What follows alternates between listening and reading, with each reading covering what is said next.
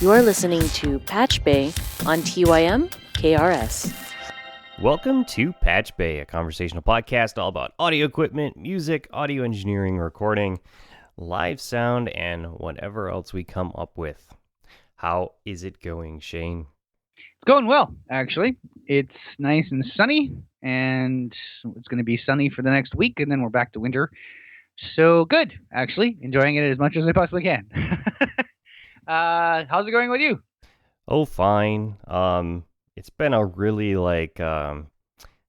electronics kit staging event this week. I mean, every day has been super busy with getting everything together for, low pass filter kits and making videos demonstrating the synthesizer demonstration that we put together with the interface 8-light board thing that we made and all that. I built my protosynth. I built a demonstration of some of our kits using the protosynth, and Hackaday picked it up, so thousands of people have been watching the video and asking questions and stuff. So yeah, it's just been kind of just dealing with the inrush of traffic and all that. Speaking of traffic, there's a lot of new PatchBay listeners out there.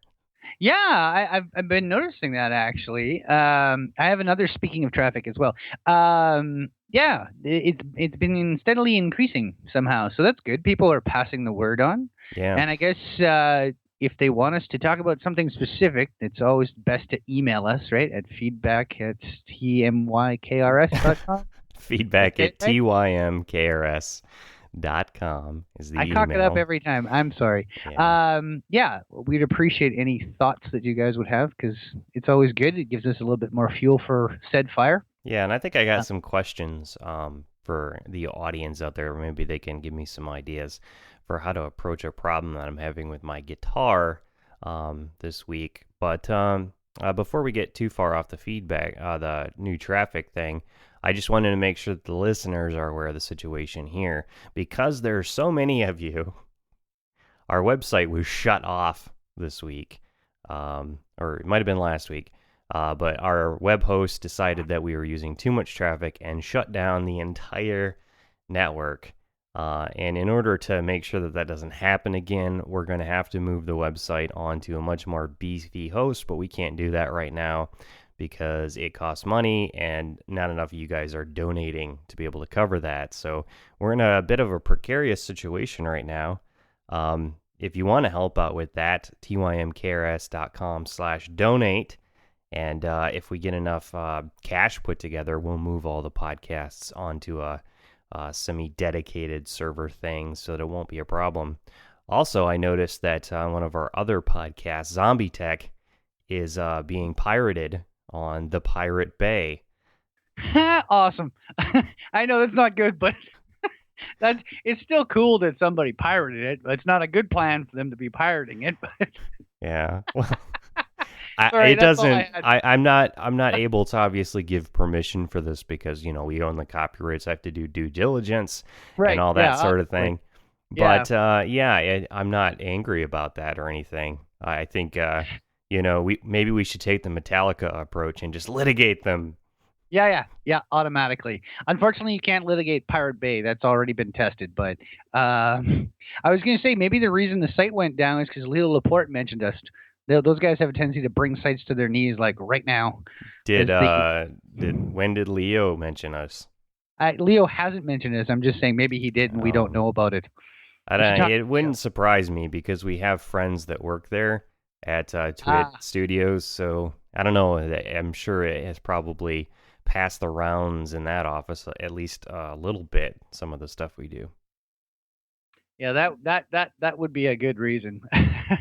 Sorry, so where were we? Traffic.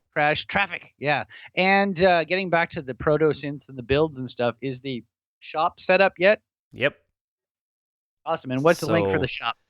The direct link to the store itself is tindy.com/tymkrs.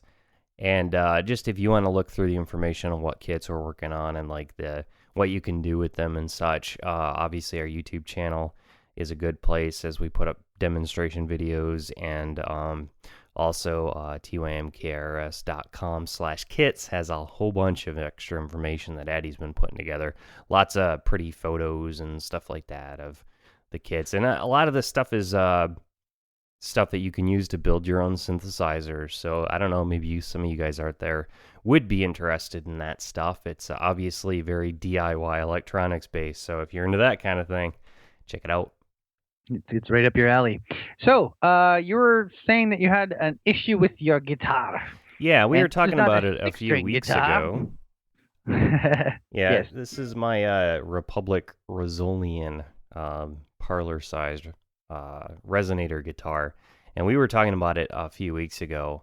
Eddie got it for me for my birthday. There was a whole, big story about that. Go back and listen to that. Pretty funny stuff. And so the intonation problem is I tried the new strings on it. I put on very light Black Beauty epoxy-coated strings because I liked them so much on the Dan Electro.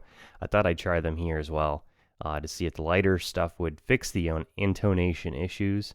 And it's helping with them. The intonation is better, but I still can't get the intonation good enough without having a capo up on the lowest fret. Odd. So I don't know, any guitar tech geniuses out there, should I think about adjusting the nut more, or should I think about adjusting the bridge more? What do you guys think? What do you think, Shane? I'd do the nut before I dicked with the bridge. Because then the nut you can always loosen. Once you cock up the bridge, you're gonna have to buy a new one. If whatever, that's what I would do. I would do the nut, but I wouldn't tweak it super much. I would tweak it like a quarter of a turn, leave it for a day, play it, see if it's okay. Maybe another quarter of a turn, that kind of thing. Like you should never, ever crank those things like 6 turns in one day or something, because you'd run the risk of cracking the neck right down the middle. Oh, you're thinking about the truss rod. Truss rod, yeah. I'm sorry. not gonna mess with the truss rod yet. Okay. Yeah, I have done that before. I have heard that and seen guys actually massage guitar necks. And apparently you need to know what you're doing, but it looks a lot like giving somebody a back massage. I don't know if that works. On my Strat, I had some problems just with tuning stability, and I ended up using a lead pencil in the saddles of the neck, the bridge, not the bridge, the neck piece. What is that called? You just mentioned the name of it. The nut?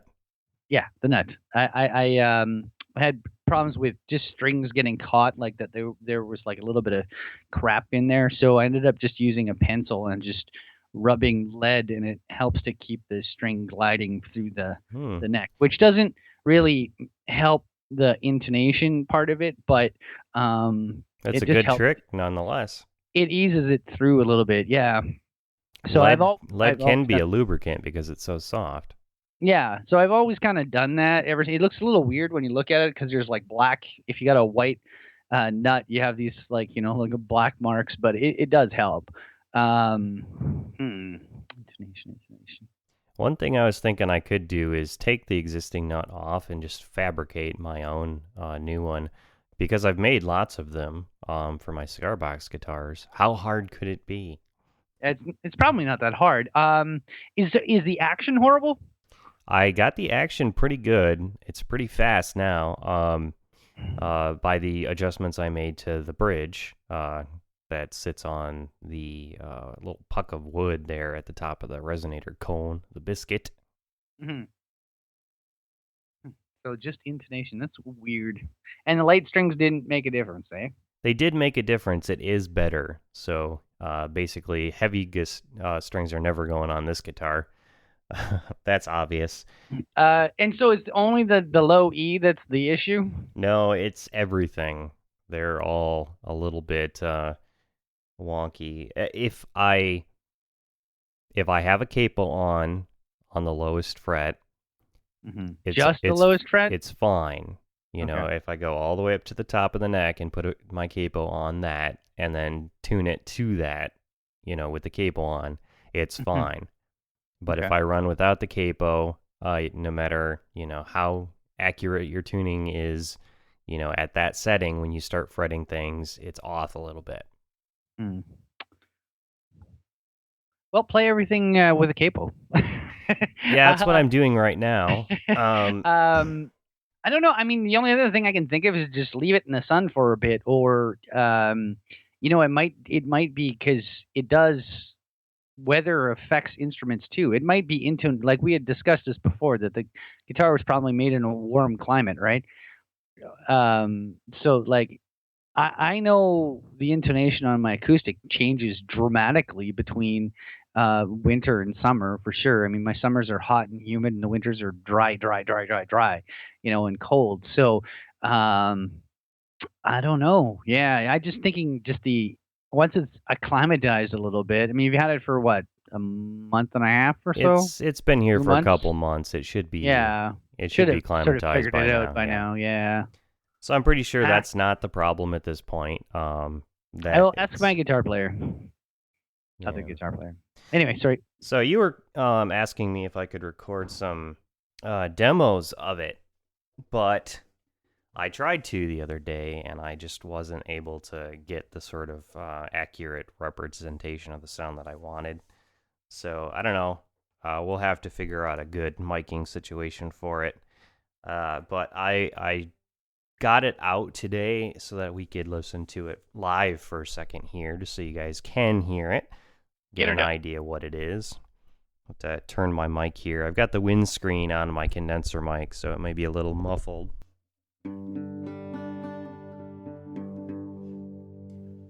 So it's got a little bit of that honk to it, right? I like it.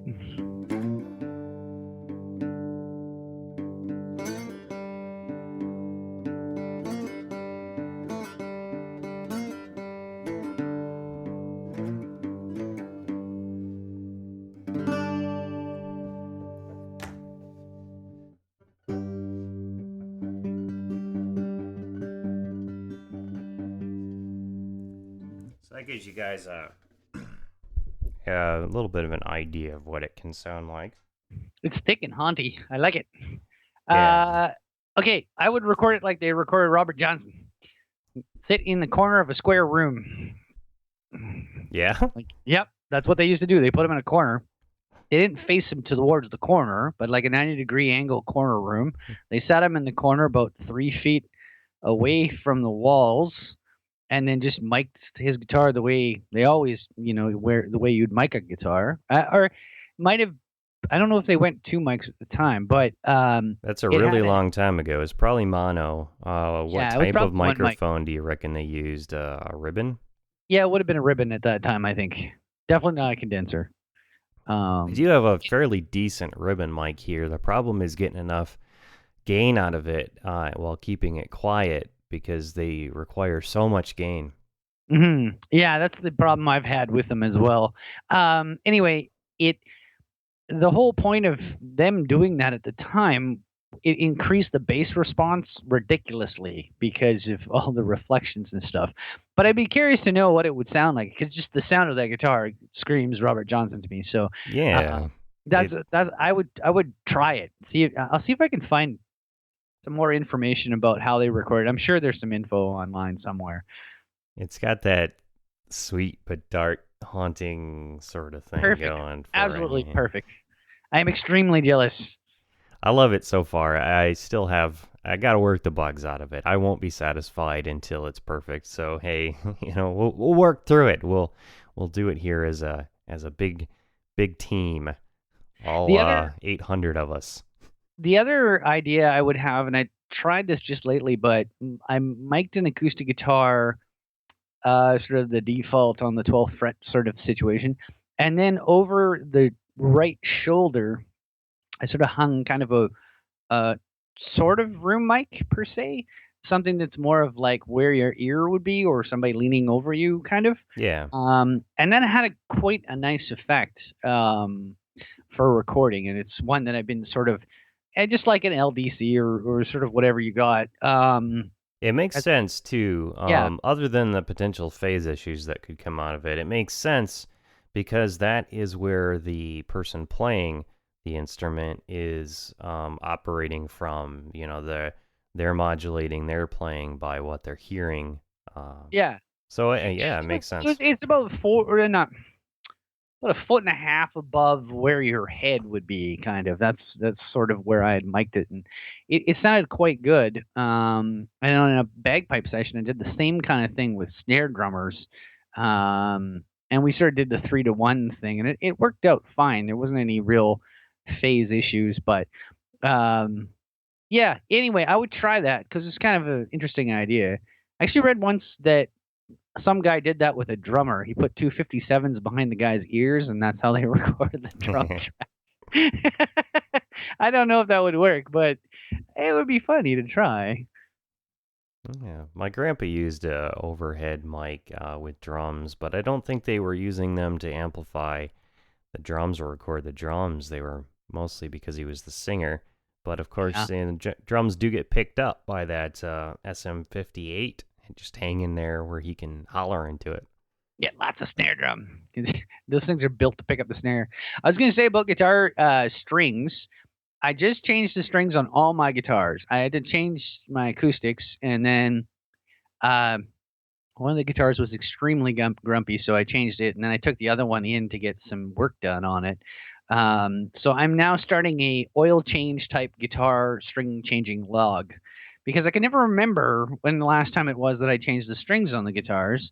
So I think I'm just going to beat the crap out of them, and then 3 months from now or 2 months from now, just switch them all at the same time rather than trying to remember when was the last time I changed the strings on this guitar. I mean, it depends on which ones how much you're playing them, but yeah, it's my new thing.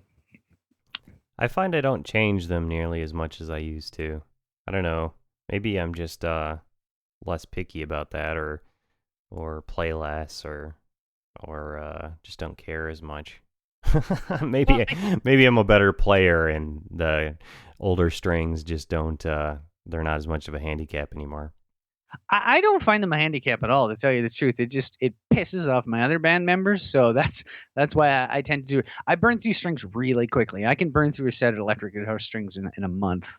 And that's just regular playing. That's not playing every day. It's just I got some weirdo acid in my hands or something.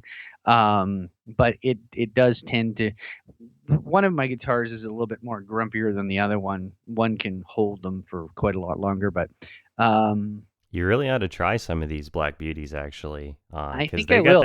they got that coating on them, and I never really I've used the elixirs, the coated elixirs, for years, and I never really liked the sound on them, Hmm. because their coating, deadens it a little bit, and I like it a little brighter. Hmm. Um, but Yeah, same. I these was are coated, so they wouldn't be affected by your finger oils and stuff, but they're still bright sounding. They don't lose that. Well, I think maybe the next time I change strings, maybe I'll just try those out. I haven't noticed Black Beauties in Canada, although I've always just kind of gone with the Ernie balls. So, I'd um, never even heard of them, so I thought I'd pass the information on because I like them. Hey, yeah. Well, I'll definitely try them out next 3 months from now. 3 months from now, okay. How many Except Patch for Bay this year, episodes is that? We'll time it. it's a couple. Yeah. Okay, we'll make a note. Uh, cool. How are we doing on time? Oh, let's We still got a see. little We got time. about 10 minutes left. That's what I figured. Yeah. Okay. So you said you're recording a choir this week?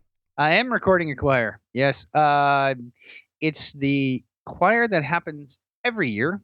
It's a high school choir, and it's sort of a jazz kind of 10 to 15 piece choir, and um, I get to sort of see the same kids every year until they graduate, and then I see a whole new set of kids. Like it's grades 9 through 12, so um, it's kind of fun actually. But um, it's all a cappella, and I usually just sort of do the old kind of classical stereo miking thing. The issue, of course, is spot mics and where to put people. depending. And sometimes I try to do two spot mics and just sort of make it stereo.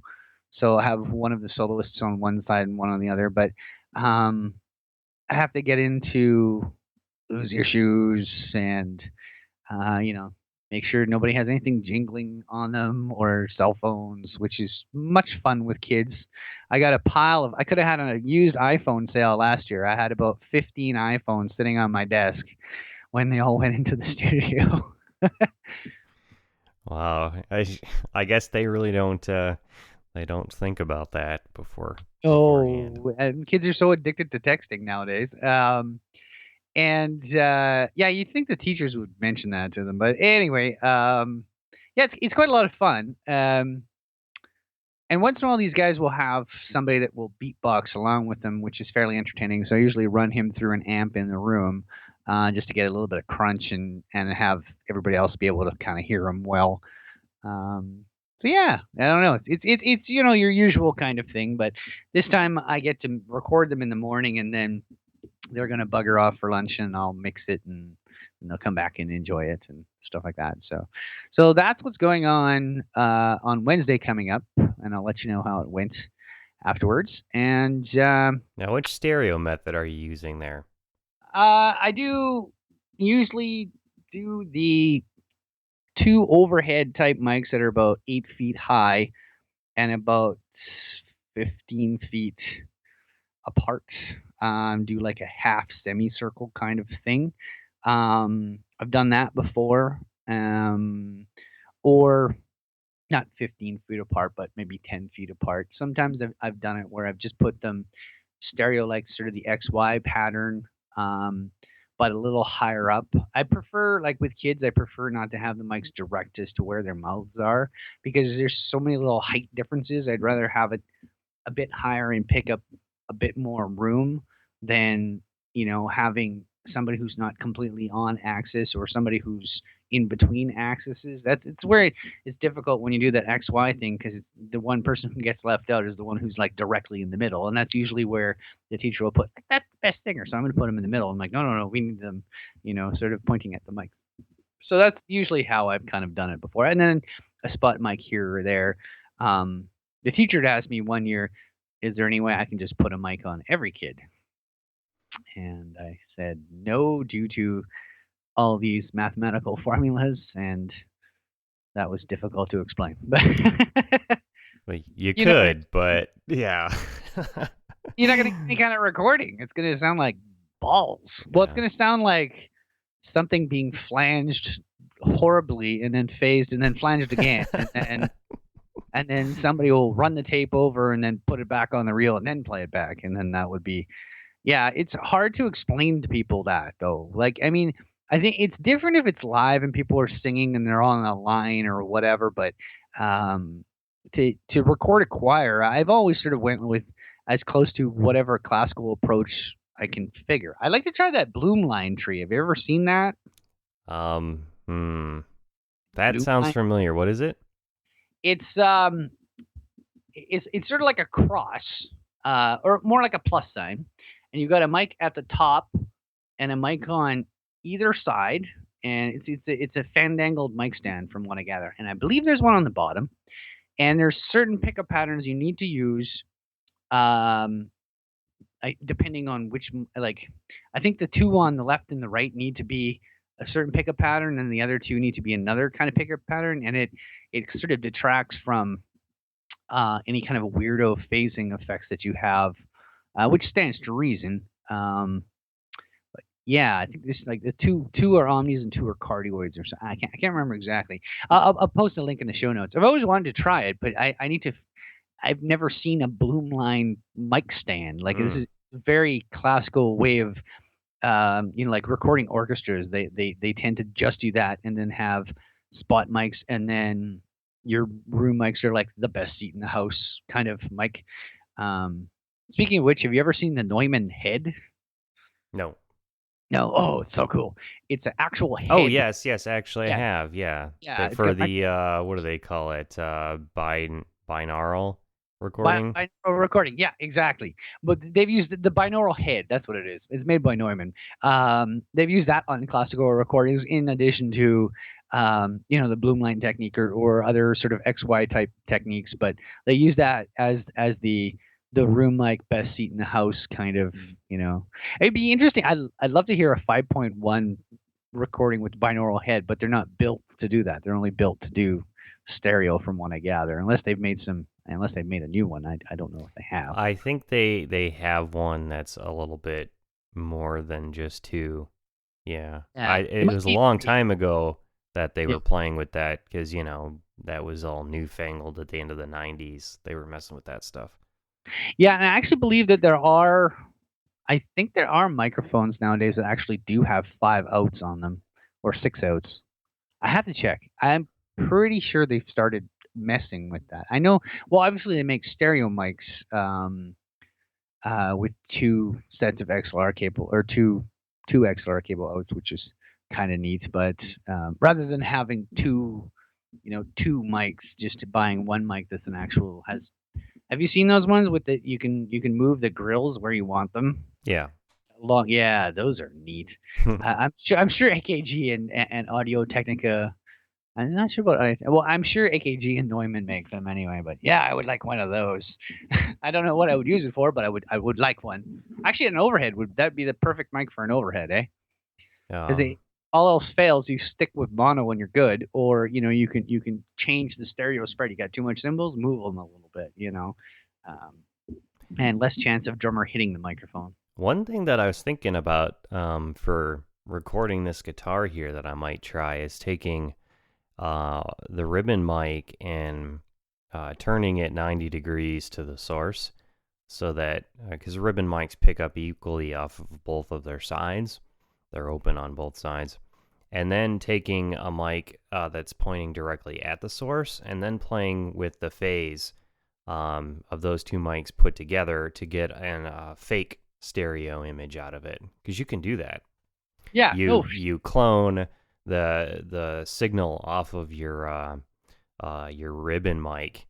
You get 2 of them and you combine it, one with the normal phase out of the directional mic, and you combine the other copy of it with the reversed phase of the directional mic, and that separates out the 2 sides, the 2 different signals coming from the 2 different sides of the ribbon mic into 2 separate tracks, right? It's really mathematical and tricky, but evidently it can work really well if done right. I think you should try that. Try that in the room. Don't try it with the Robert Johnson thing I was suggesting. But I'd be curious to know if it works and how it works. Or I know how it works. I mean, if it works out. That's kind of interesting. I've always sort of done the sort of default thing with just the sort of 2 mics, one at the 12th and one at the closer to the sound hole, about a foot away, kind of a thing. I haven't really done a lot of stereo acoustic recording per se. I'd be interested to try it, but it would have to be something that's all guitar, or something that's like a guitar centric record, I think, to really spend a ton of time on it. Because if you're just doing sort of a rock mix or something where it's just a straight acoustic, that's in a band track that's buried in the, it doesn't necessarily need to be super stereoed. You know what I mean? Yeah. Like if it's gonna get lost in the mix is what I'm saying. I mean, I guess it's still good to try and get the best sound out of everything you possibly can, and then sort of work more or less of it depending on what you want, kind of. But I'd be curious to hear how that sort of turns out. Go for it. Bad intonation or not. Yeah. Well, the intonation is perfect if you're playing slide. So there is that. Oh, well, there you go. Maybe it's just built for playing slide. It is built for playing slide, so I think they're a little bit slack-assed on the frets. It may just be a fret problem. I noticed the frets are too tall on it, too, because if you press lightly, you get, the note as expected, and if you press harder, it bends the note. Yeah. See, there you go. That's probably what's happening. It's built for slide. It's probably as close as you're gonna get. Put the lead on it. See how it does, and hopefully somebody else will send in a comment on it.